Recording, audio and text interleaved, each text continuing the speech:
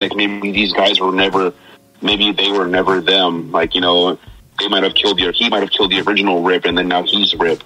But that's like stuff that's just in your head, and you can build on that universe yourself. In your head. I mean, in your head, and you know, have a story that you know, just build that entire universe in your head. But I think that's something that's cool about the film. And to me, at least, I feel like it ended. The way it ended was great for this film. Yeah, I think that you can keep talking about the plague. Did anyone notice they fucking the people they've marked off in their like list? They marked off like Jesus Christ, fucking. I forgot who else was on that list. Hobo was one of them. Was it Abraham Lincoln? I don't remember who the other ones were, but I gotta like look into that scene. I was like, what the fuck? It was just like a little detail, like so many details all over the place, dude. I was just like, holy shit. No other movie, I think, for me, was that detailed.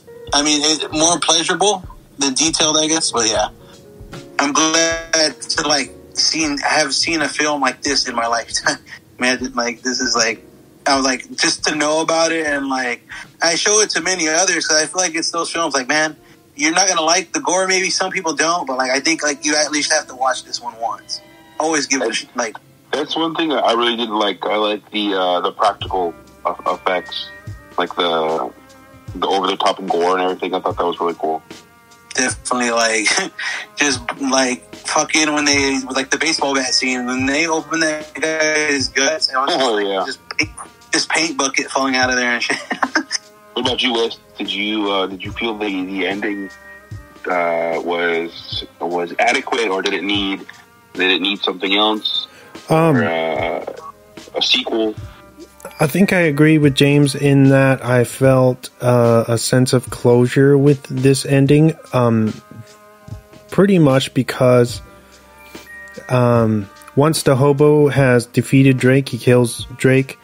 That entire, basically the city's people start backing the hobo. It's almost like the torch is passed, the power is passed to the hobo. And by this time, you know, the dirty cops show up, they're threatening to gun him down, and the city, the people turn on the cops. And so in turn, I feel like this scares the all of the police, and then they in turn gun down the hobo out of, I guess, fear. And right there is like some symbolism for, if you want to reach into it, like politically, like what's going on right now, like in America in a lot of ways. So, I just felt like it was very iconic in the way that they kill a hobo, he falls over, and then the shotgun, the camera kind of zooms in on the shotgun, and that's like the final frame. You know what I mean? And because of the title of the film, I thought that was genius, and it felt retro in the way that they even exited. You know what I mean? So, I really liked it, and I thought that it could definitely stand on its own legs if they decide not to do anything else with this. Yeah, I agree. I could probably wait like 30 years until they make the next one. If they, like how they did with like Blade Runner, I'd be like, oh, okay, they finally came out with this, and I'm gonna be like 50 fucking 7 or some shit. You know what I mean? But yeah, it'd be cool if they did. Everyone was like Abby with the shotgun as a second one, but I was like, nah. Maybe Jason Eisner could like do a different film. Maybe like he has so much more potential to do something. Probably it's all the writing too. Like imagine that's a lot of writing to this film, like almost comic booky, like with how the scenes went too. Like it was just perfect. Mm-hmm. Like how they got it, like sort of like an anime, fucking live action anime. I wonder if like they should just go off that, dude. That would like help the film like ride out.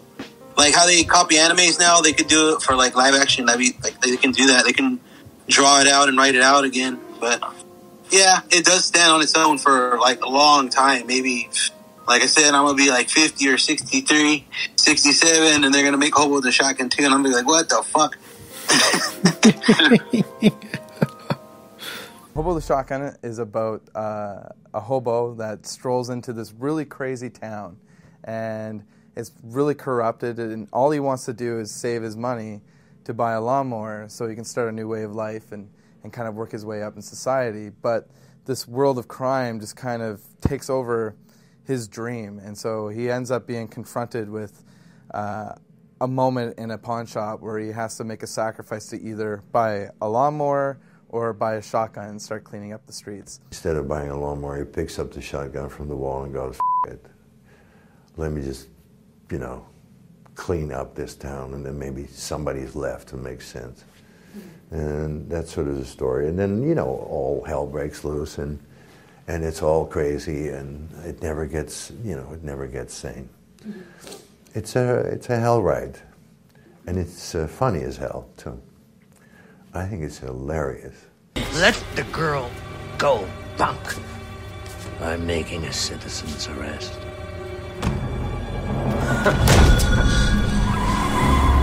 And who the f*** are you? Put the knife away, kid, or I'll use it to cut welfare checks from your rotten skin.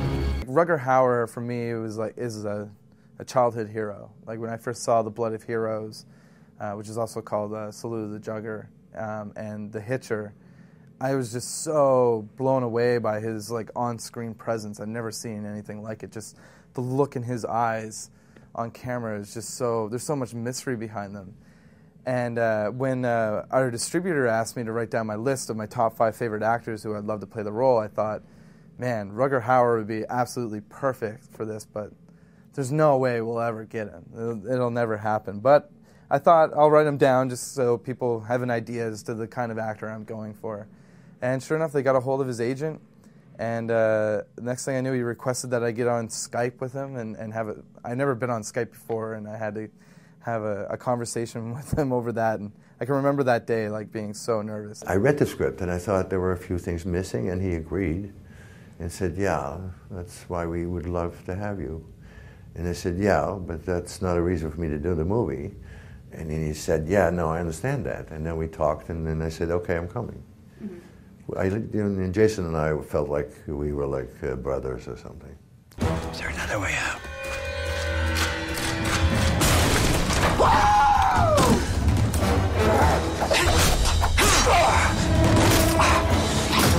What you can expect is you're going to see things that you wouldn't normally see in a movie theater.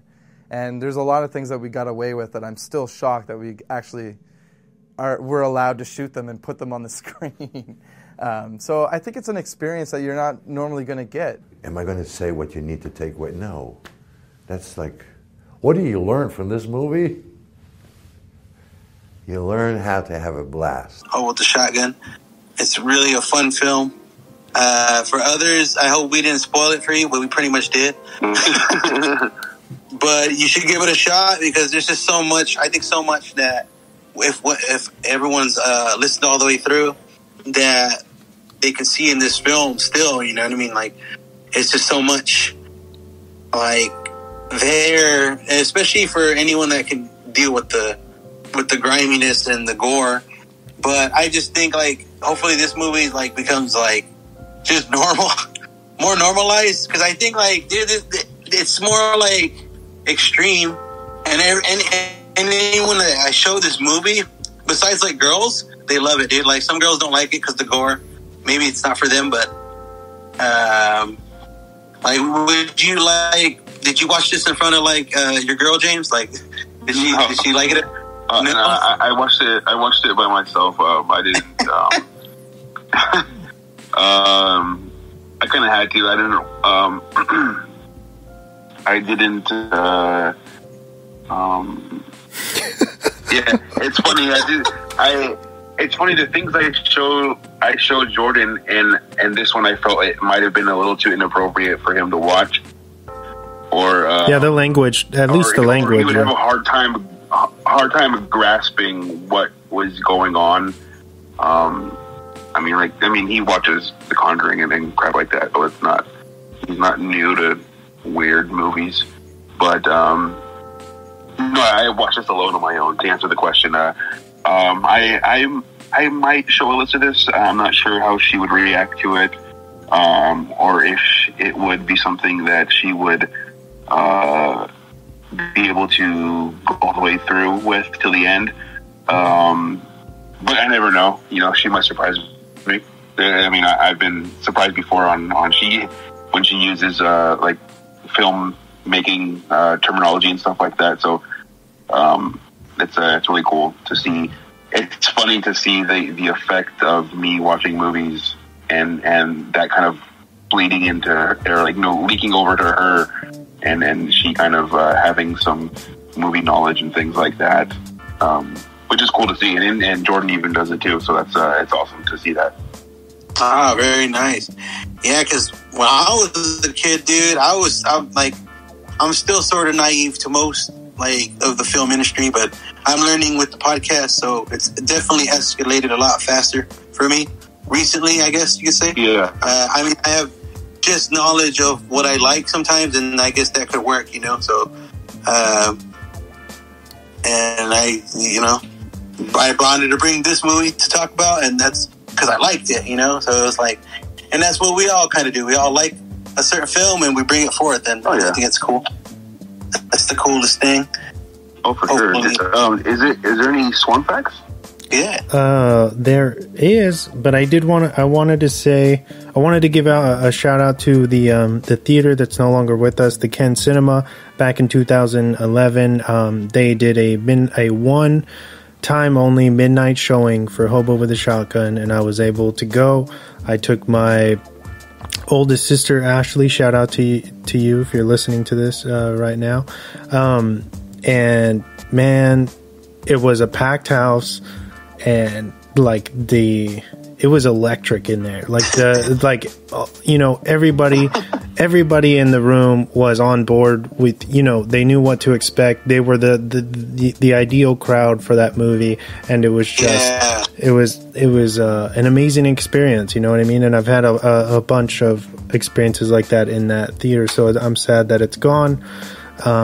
So I wanted to show a little love, you know, us being from San Diego, being able to be a part of that, and, you know, that memory and that year was amazing. And, you know, I love that. I love this movie because of that. I have it on Blu-ray. I watch it at least once a year, I think. I'm really glad that you picked this, Tiny. It was a blast talking about it, blast watching it again. You know, it's one of those movies that's like, the rewatch value is endless because it's so bizarre and it's insane. And